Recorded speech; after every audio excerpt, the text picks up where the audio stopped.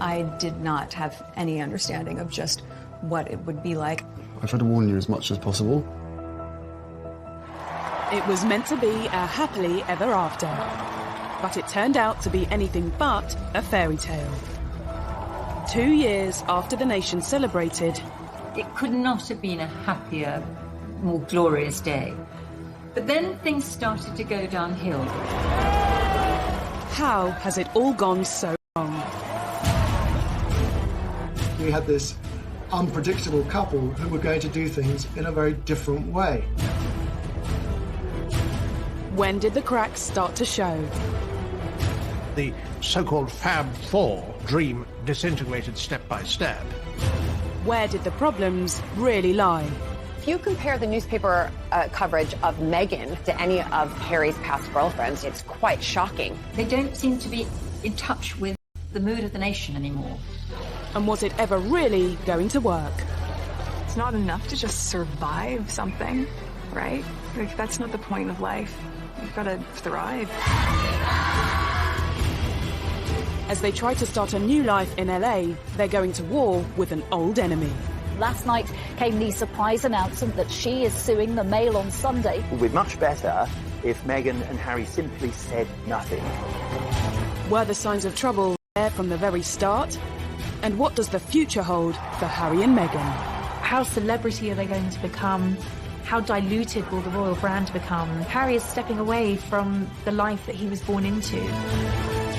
It has been 2 turbulent and very troubled years. They're like a drowning couple. The more they struggle to escape the things that they don't like, the more they sink.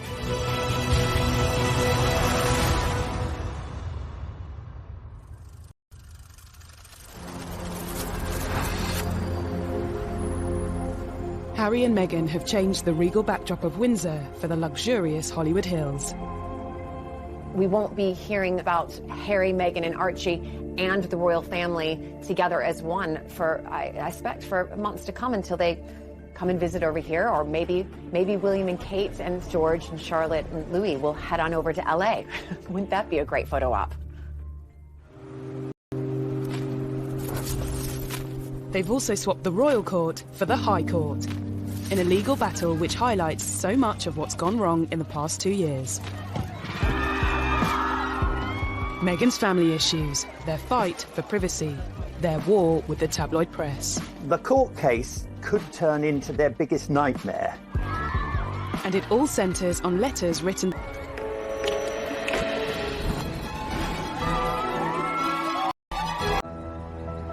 I did not have any understanding of just what it would be like. I tried to warn you as much as possible. It was meant to be a happily ever after, but it turned out to be anything but a fairy tale. 2 years after the nation celebrated, it could not have been a happier, more glorious day. But then things started to go downhill.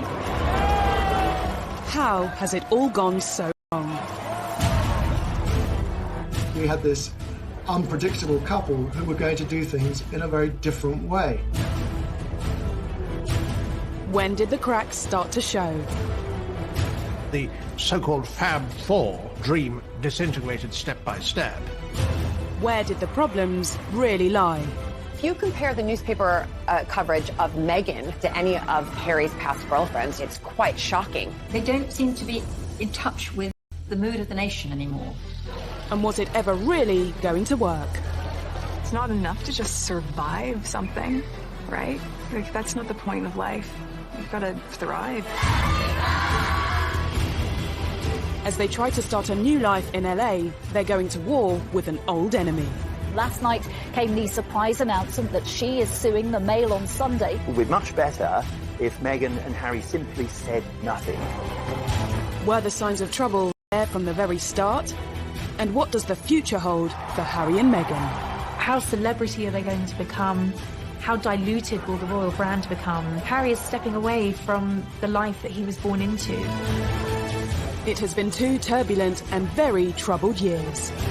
They're like a drowning couple. The more they struggle to escape the things that they don't like, the more they sink.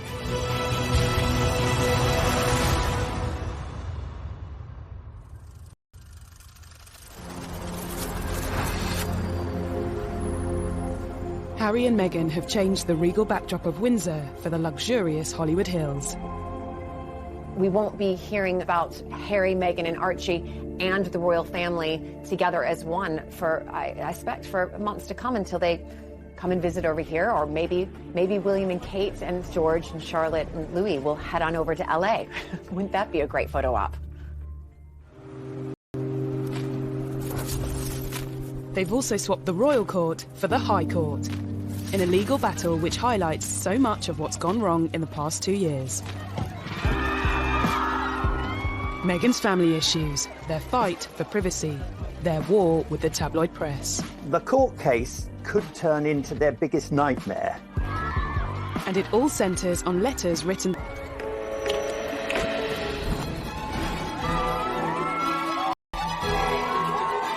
Only 2 years ago, Harry and Meghan's wedding had been a day when Britain basked in the sunshine and the warm glow of a royal couple, all set to transform the future of the monarchy. The mix of the tradition and the new and the mix of cultures totally embodied in one church service. And billions of people watched that service and were moved to tears, both by the romance of it and by what it represented. We celebrated with them, but were the seeds of their troubles already clear to those who looked? For the 2 years since the wedding, I think they've tried to recreate and maintain the kind of positivity that was around at the time, but that's just unrealistic and naive.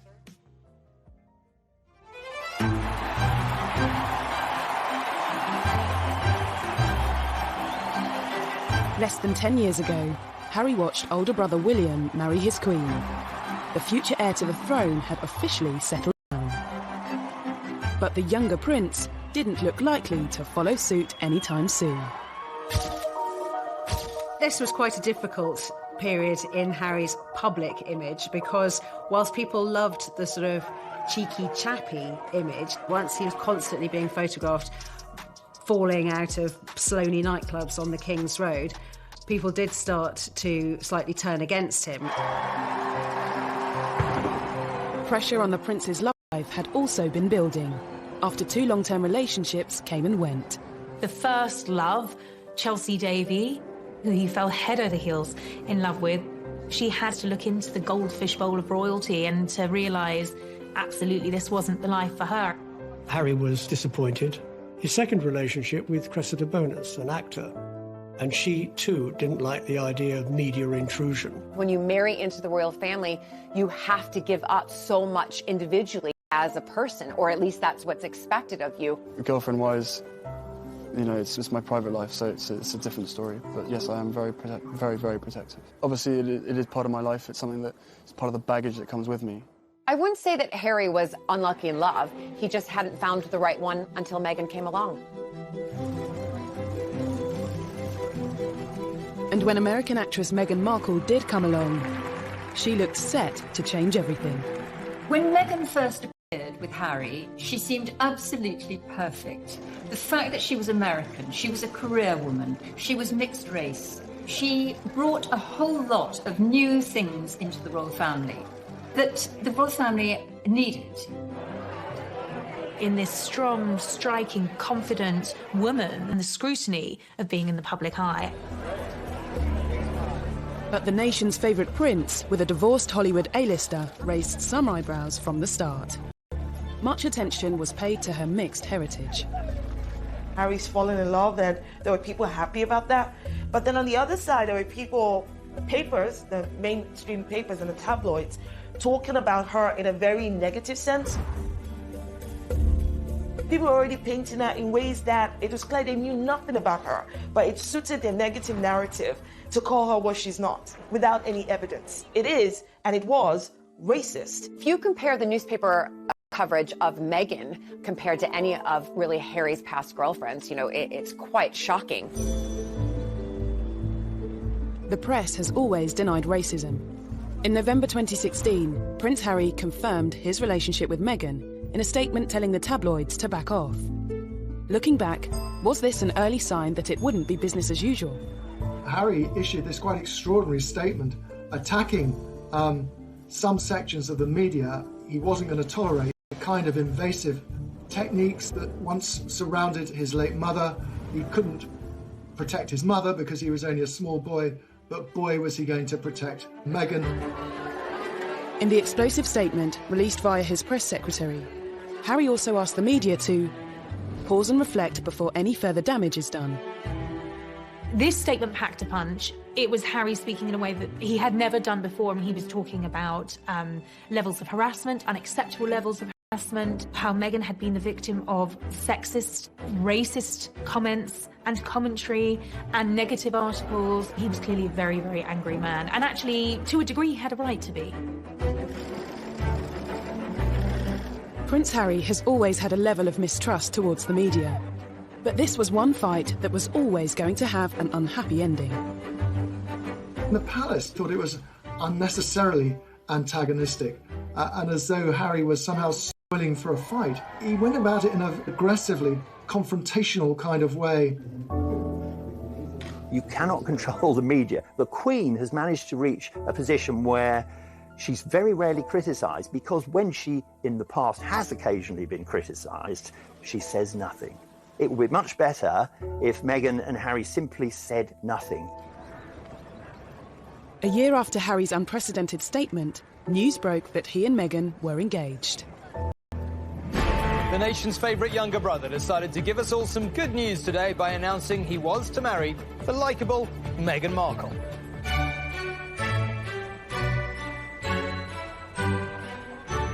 Unlike Harry's from Kensington Palace. I was, of course, anticipating it, me being an American, who obviously I've married into aristocracy, and then to see somebody else, just to see how she would be on camera. And it was wonderful. What we're doing, just roasting chicken and Trying to roast chicken. Trying to roast the chicken. And it was just an amazing surprise. It was so sweet and natural and very romantic. You could see she was just smiling the whole time and almost laughing several times throughout the interview. But even at what should have been one of the happiest moments of his life, Harry still showed some signs of anxiety about how his fiancée would be treated. I did not have any understanding of just what it would be like. I don't think either of us did that. We both said that, even though we knew that it would be. I tried to warn you as much as possible. Both of us were totally surprised by the reaction after the first 5-6 months of what we had to ourselves of what actually happened from then. So I think you can have as many conversations as you want and try and prepare as much as possible, but we were totally unprepared for what happened after that. The scrutiny. Well, all sorts. You could see that the old thorny issue of Harry's relationship with the press was raising its head again. The news that the world's most popular prince was set to marry a Hollywood actress sent the world into a frenzy. Their wedding was an unforgettable day, but could this story ever really have a fairy tale ending? Things were said and done in the run-up to the wedding that both sides regret that had caused irreparable damage.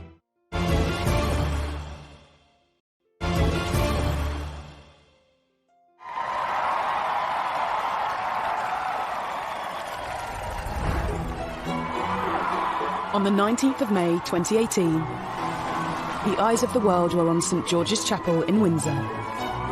The wedding day was wonderful. Meghan looked beautiful in her dress. Harry couldn't have looked happier.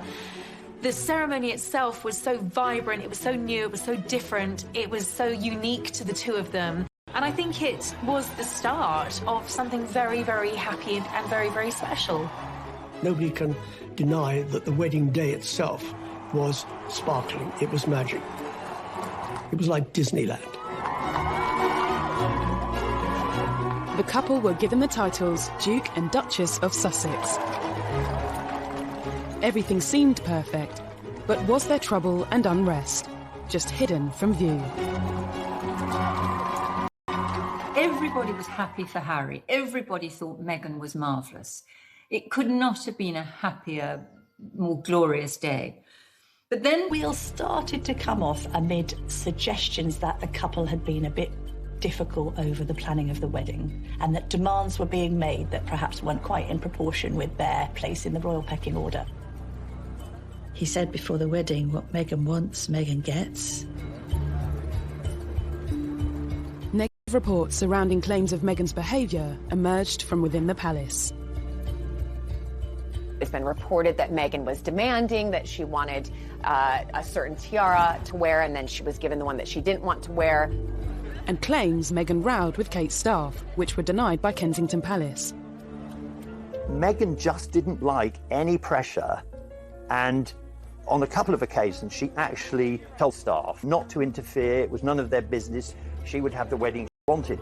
No one had any idea that this was all building up into a much bigger and wider, more troubling picture.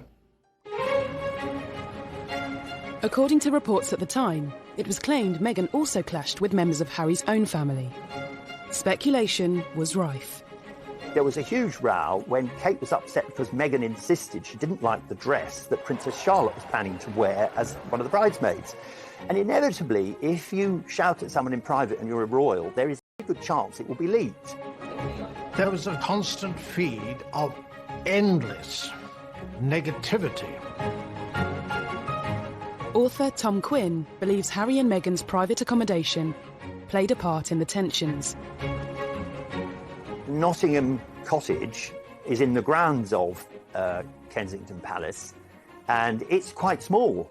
I mean, it's tiny compared to the enormous double apartment that Kate and William had. It was being pointed out to them in no uncertain terms. They weren't in the First Division because that place is held by William and Kate. So inevitably that led to friction.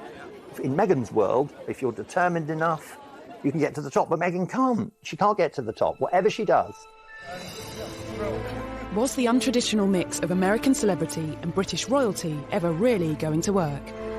The wedding was also marred by controversies surrounding Meghan's father.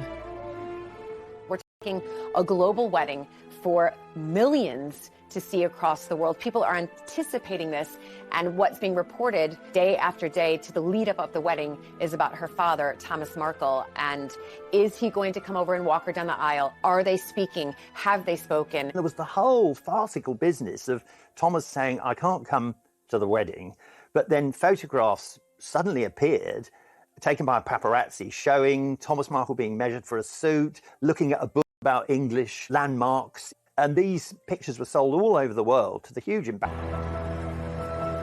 Thomas Markle couldn't walk Meghan down the aisle, but he did carry out a string of interviews with the British press. It meant he continued to dominate headlines even after the wedding. I'm a footnote in one of the greatest moments in history, rather than the dad walking her down the aisle. Millions watched this interview on ITV's Good Morning Britain as he explained why he staged paparazzi photos. They take all kinds of pictures of me that making me look negative. So I thought this would be a nice way of improving my look. Well, obviously that all went to hell. And I feel bad about it. I apologize for it. There seems to have been this toing and froing of mutual accusations where Meghan felt her father wasn't being sufficiently positive about the wedding, and Thomas Markle felt that there was no sympathy for him. Thomas Markle also discussed conversations he claimed to have had with Harry in private. I was complaining I didn't like Donald Trump. He said, give Donald Trump a chance. What were Prince Harry's views on Brexit? It was just a loose conversation about something that we have to try. I think he was open to the experiment. But text messages presented as evidence in Meghan's upcoming court hearing have revealed what conversations really took place.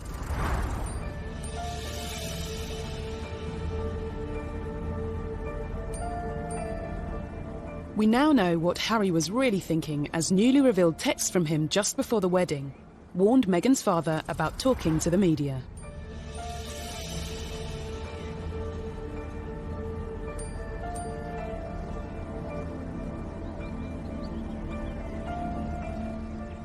These text messages are actually evidence showing that they were reaching out to Thomas Markle, that they didn't close him off by any stretch of the imagination, that they were trying to contact him and speak to him.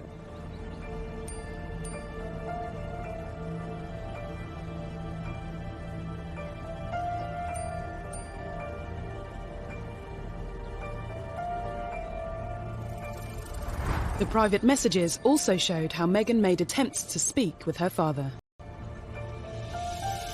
Not sure the royal family as a whole will be affected in any way by the publication of these texts, but they won't like the fact that Meghan and Harry have shown once again that they're not very good at dealing with the media.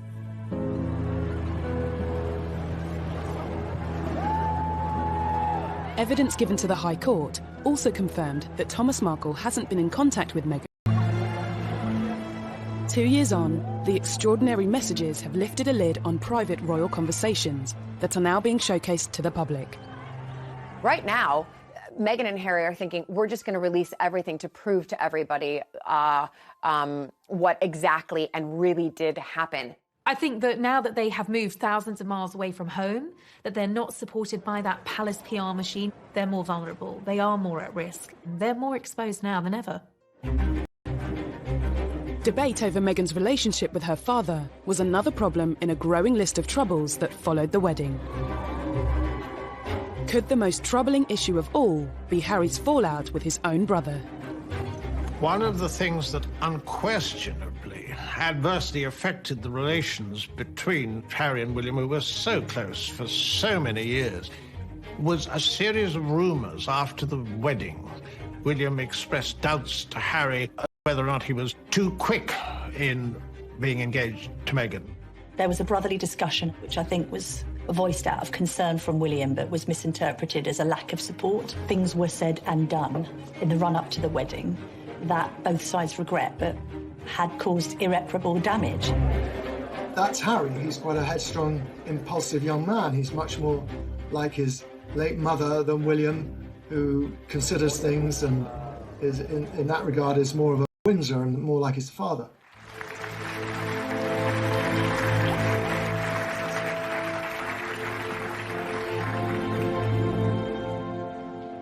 The alleged rift between Harry and William cast doubt over the future of the Fab Four. The title given to the brothers and their partners after they joined forces for the Royal Foundation charity. They looked amazing, they were all similar ages, and they all had, it looked like a common purpose to make the royal family younger, more modern, more diverse, more approachable, more empathetic. All of those things worked very, very well for a brief period, and then the cracks started to show. Had signs of trouble even been evident at their first public event as a quartet? Okay, the last thing you disagreed on, how do you resolve it? I can't remember, they come so thick and fast. but is it resolved? We don't know. Oh, we don't know. Well, you're putting on a great show if it's not. The so-called Fab Four dream disintegrated step by step. Despite the troubles within their family, it wasn't long before news broke that the Duke and Duchess of Sussex was starting their own. The real crunch came when Archie was due to be born. Even before the birth, Meghan's celebrity lifestyle... Now, nothing wrong with going to a baby shower. That's what Americans do. We don't do it so often in the UK. But they do it in America. It's a common practice. But she flew over a private jet. What's wrong with a commercial jet? It was the first sign of breaking with royal tradition, and there would be more to come. They wanted to do things very differently. All right, so far, but things then got a bit laughable. All the little signals meant a breakup with the royal family was inevitable. And now suddenly we had this unpredictable couple who were going to do things in a very different way.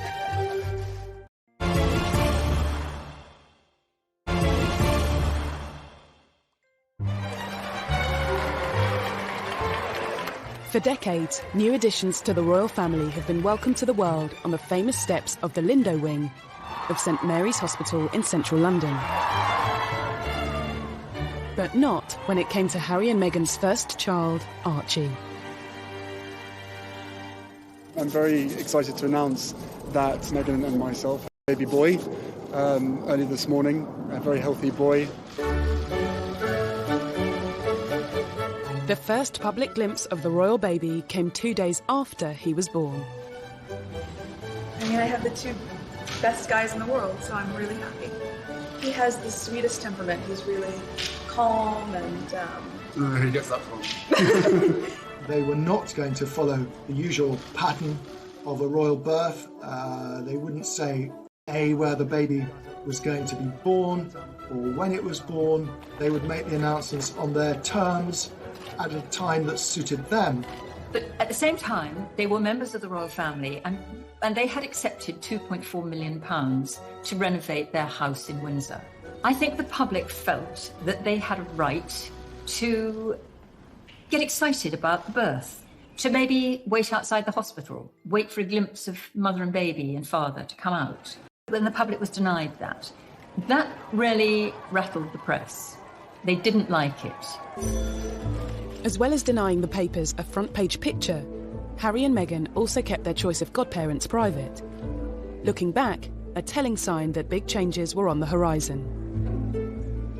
I think that this was their way of saying, oh my gosh, the more we give to the press, the more they take and write not very kind articles about people or about our lives. So they just thought, we're going to start stepping back so that they have nothing to write anything damaging about. But it was very much Harry and Meghan not just wanting to do their own thing, but wanting to say, we're signalling a change. Things are not going to be the same anymore. We're an independent unit. The couple had already begun forging their own path, moving from Kensington Palace to Windsor in time for Archie's birth. Then, a month later, they split from William and Kate's Royal Foundation, marking the end of the Fab Four. Their appearance 18 months earlier at a Royal Foundation forum proved to be the first and last time the quartet would appear at such an event together. Do you ever have disagreements about things? Oh, yes. Can you really have four very big personalities with different backgrounds, with Meghan and Kate, and different futures with William and Harry? Can they really be a cohesive group that can work very happily together? They probably should have separated at the very beginning and not tried to be a quartet. As a new family, Harry, Meghan and Archie toured Southern Africa. I wanted to ensure that our first visit as a family, with my wife by my side, focused on the significant challenges facing millions of South Africans.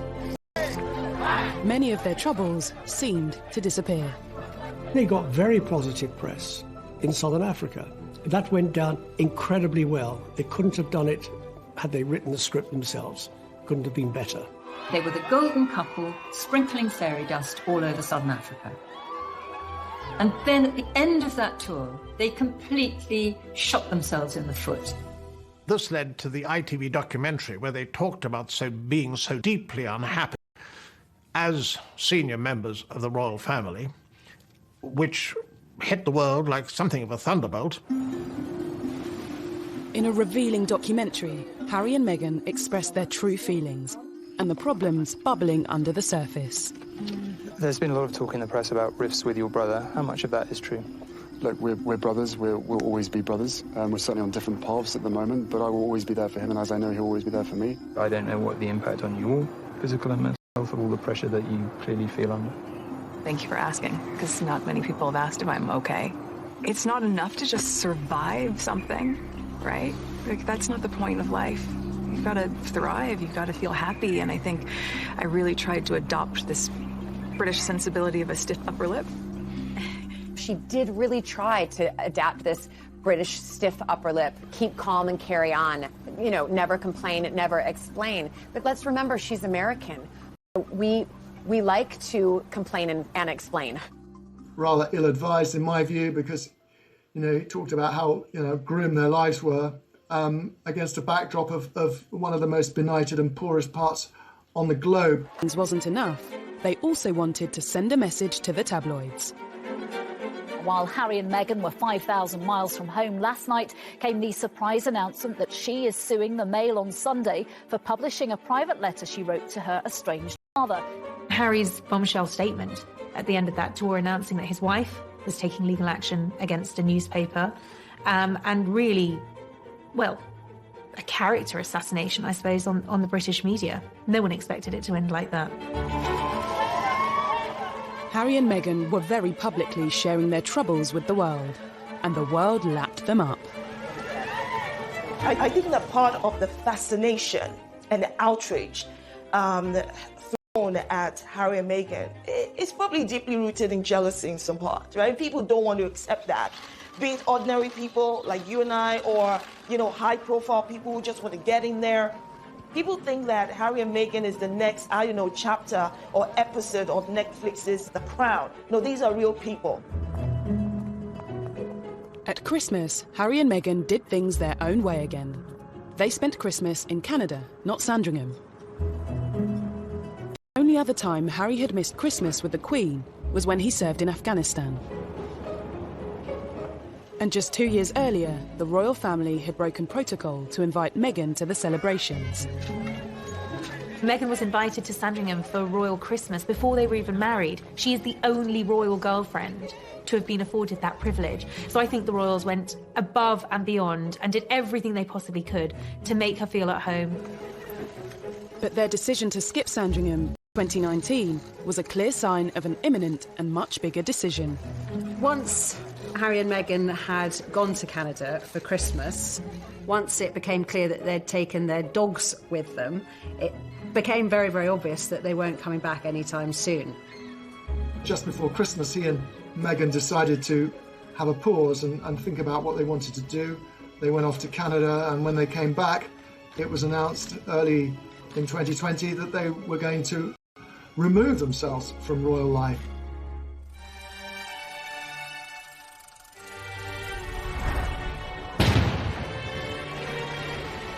In January 2020, they dropped the biggest bombshell of all.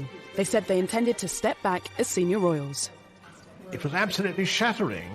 He gave other senior royals, including the Queen, almost no notice at all. And I thought that he and Meghan had gone rogue, and that this was a deplorable way to handle it. I think that the Queen should have been informed. There'd been negotiations that had been going on for some time, but nothing had been decided. And he was told to commit his ideas to paper, and he responded, well, no, if I do that, it'll just end up in the newspapers. Essentially, on one hand, you had a royal family feeling that they were being bounced into making a decision on the couple's future, and the couple being very frustrated that the palace machinery wasn't quick enough to respond to their desire to change things. For many, what became known as Megxit now seems like it had been inevitable from the start. Harry and Meghan saw perceived slights at every twist and turn, and things which seemed quite minor became quite major, and it really came as no surprise as the weeks and months went by that really what they were angling for was not just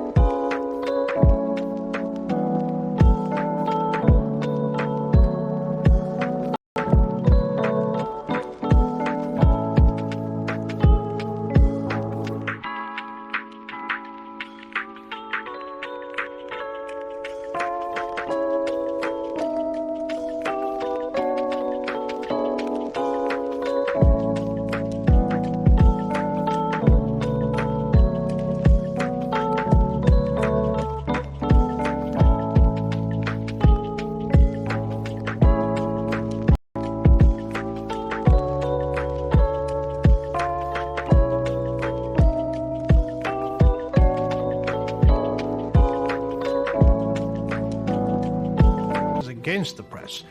This could lead to the ultimate horror that Meghan could appear in court, at least in theory, against her father, Thomas. They don't seem to be in touch with the mood of the nation anymore.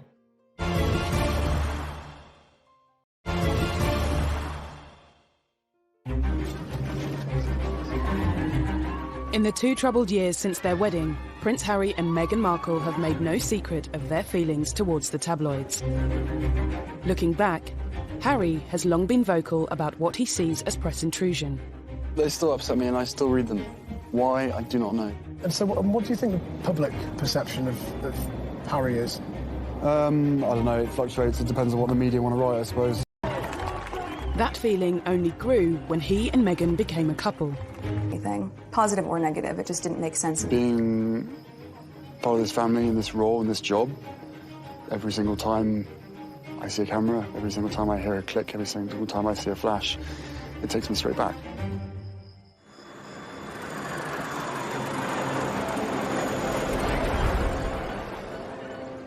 In a bid to distance themselves from the glare of the spotlight, Harry and Meghan went to Canada.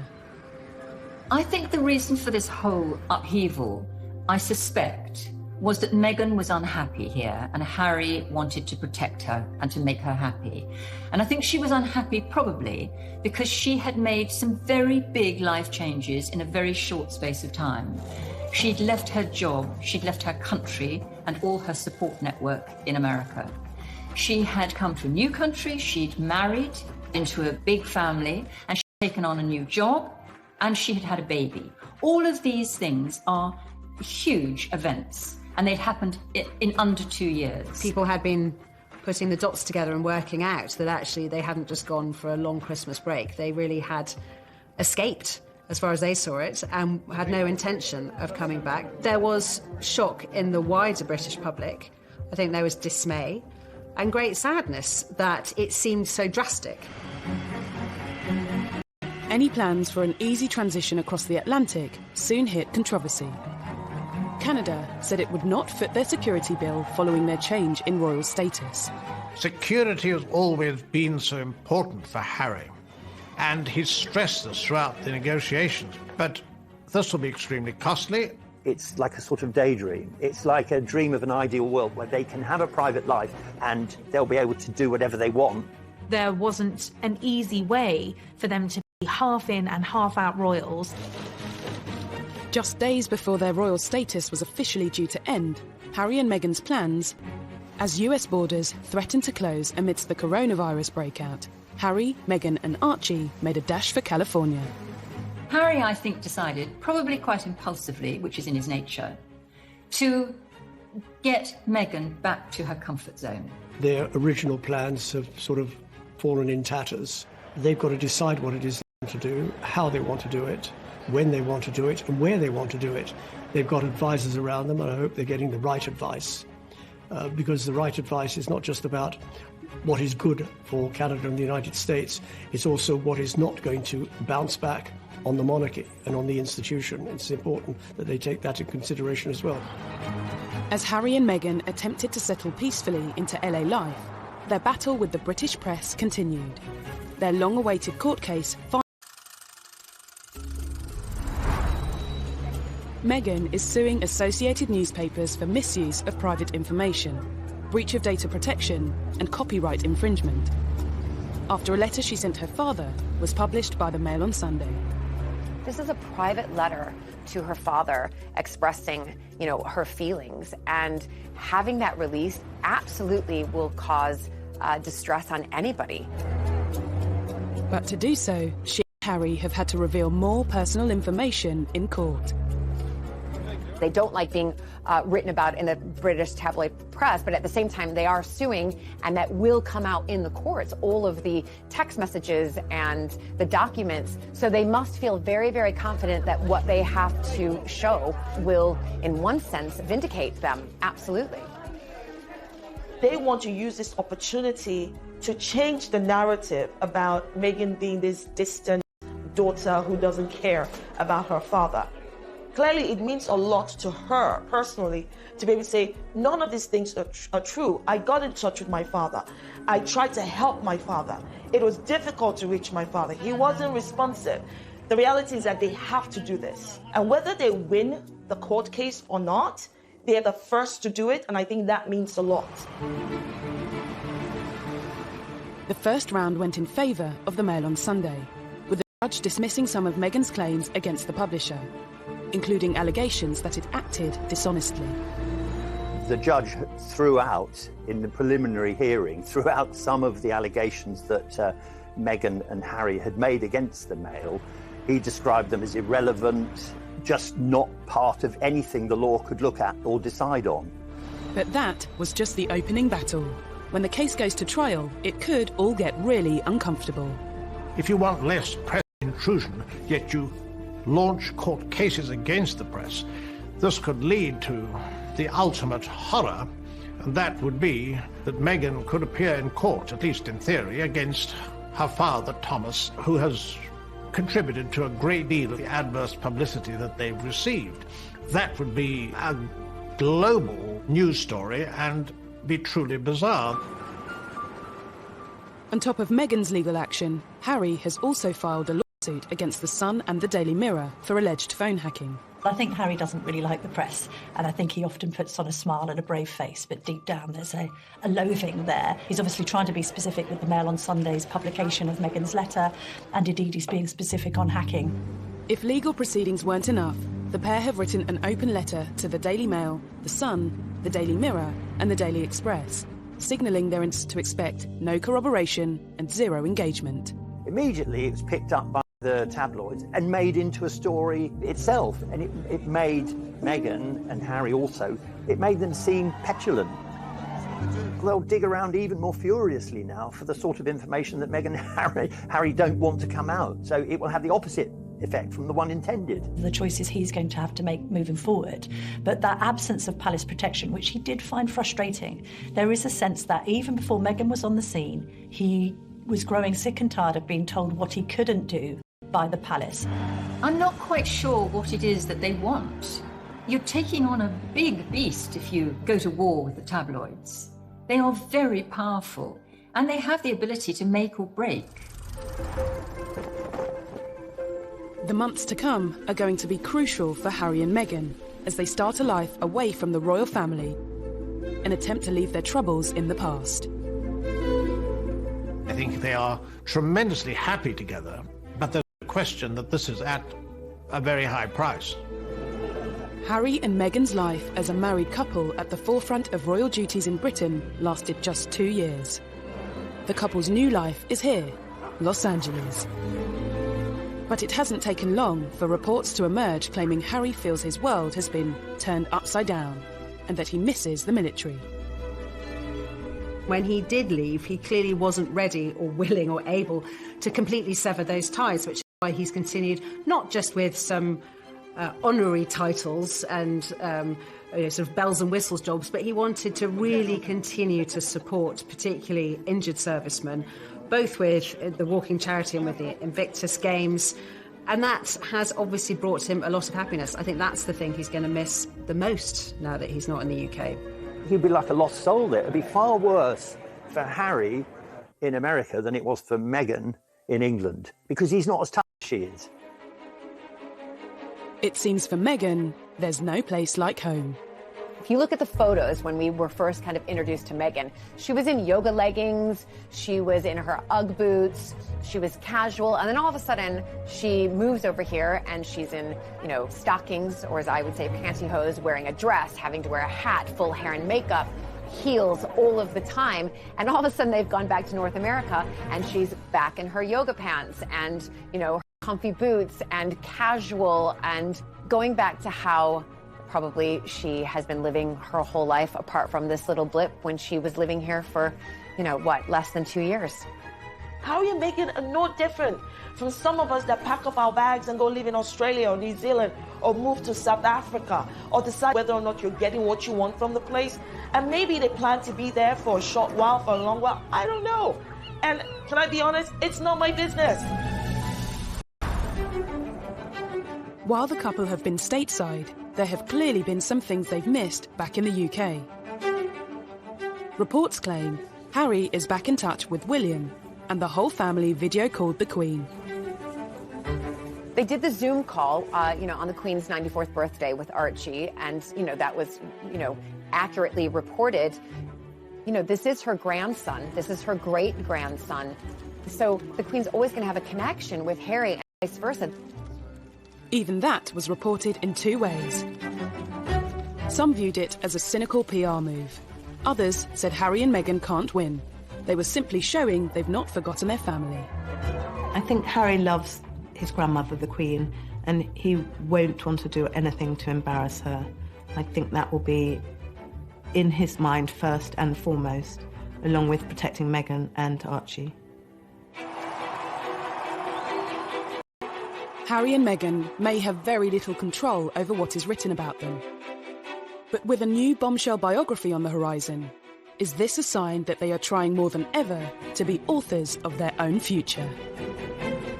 A tell-all book would really quite shock everybody. I don't think that they're really even worried about the damage to their reputation.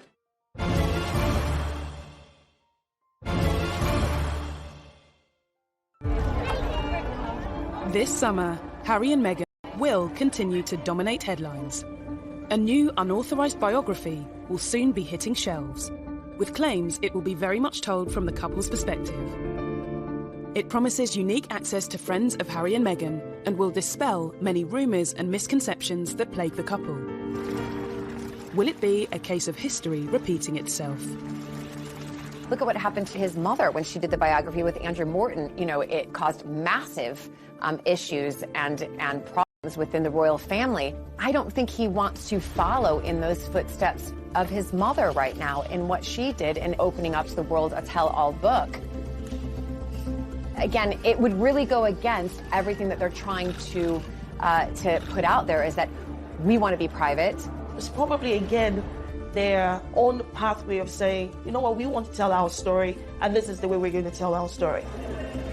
Reports claim Meghan wants the book released sooner rather than later, and that she wants to shatter the image of being a demanding diva. You can be certain that the book won't give both sides of the story. I think it's more likely to be a self-justifying book, but it does give them something to do in a world. The story is far from over, along with all its troubles. They may have left palaces and protocols behind, but Los Angeles comes with its own way of doing things. In the world of celebrity, anything goes. I mean, you can go to a burger joint and be photographed outside. Haven't got the same kind of privacy restrictions, but also the same agreement between newspapers and the palace. They're not protected by the palace anymore. How celebrity are they going to become? How diluted will the royal brand become? You know, Harry is stepping away from the life that he was born into. That comes with risks for him. Harry and Meghan say they're determined to carry on charitable work. Marking Archie's first birthday, the couple featured their son in an online charity video, only to receive yet more criticism. We're going to read Duck, Rabbit, Ready. Good job.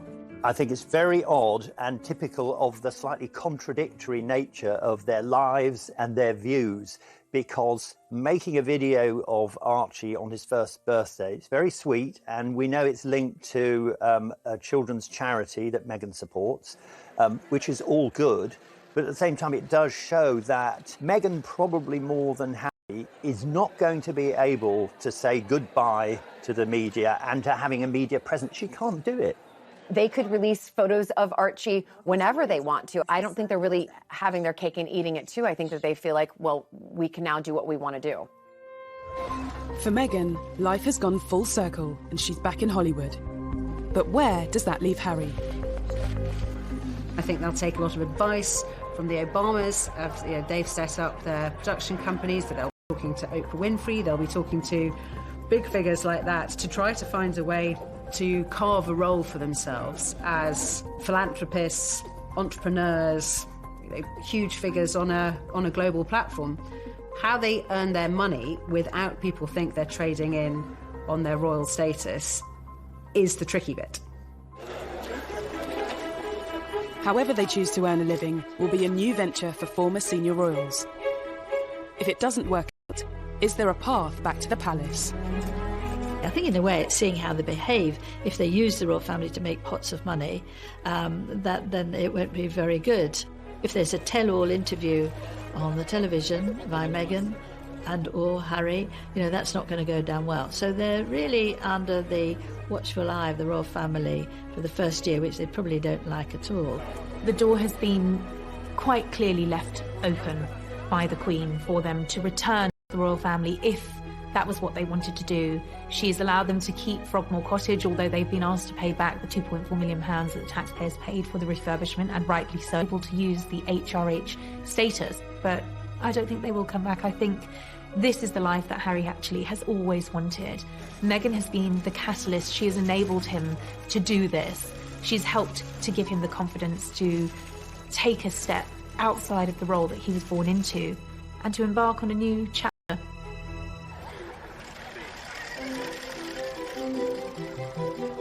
They may be at the start of a new chapter, but it's been a troubled 2 years for Harry and Meghan. Looking back, were there signs of trouble from the start? And looking to the future, are there signs of more trouble yet to come?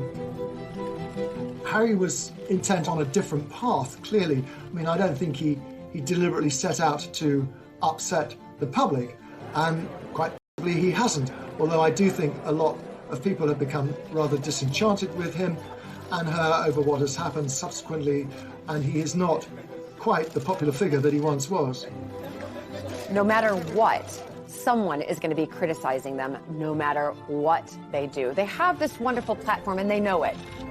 I don't think they're getting very good advice at the moment, and I don't think they are thinking a lot of these things through. Harry and Meghan are no different from any other couple out there. This is one of the fights that they have to undertake together.